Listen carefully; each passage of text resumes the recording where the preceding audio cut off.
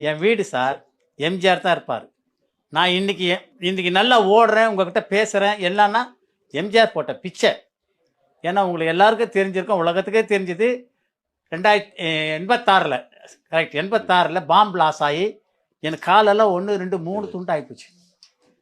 Apollo hospital full 1.5 வருஷம் இருந்து அந்த 1.5 வருஷமும் எம்ஜிஆர் தான் அந்த செலவு ஃபுல்லாக ஏற்றுக்கிட்டு எல்லாத்தையும் அவர் தான் பார்த்தாரு.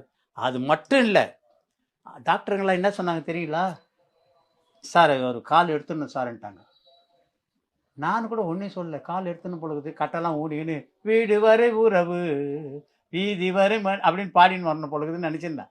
ஆனால் எம்ஜிஆர் சார் விடவே இல்லை, ஒத்துக்கவே மாட்டேன்ட்டார். இல்லை இல்லை, அவன் எப்படி ஓடுவான், எப்படி நடப்பான், எப்படி பண்ணுவானோ அதே மாதிரி ஆகணும், நீங்கள் இதை ஒரு சேலஞ்சாக எடுத்து எனக்கு பண்ணி கொடுங்க அப்படின்னு ரெக்வஸ்ட் பண்ணி அவங்கள ரொம்ப பணிவு பண்ணி கெஞ்சி என் காலை நல்லாக்கி ஒரு ராடு கூட வைக்காம பாருங்கள்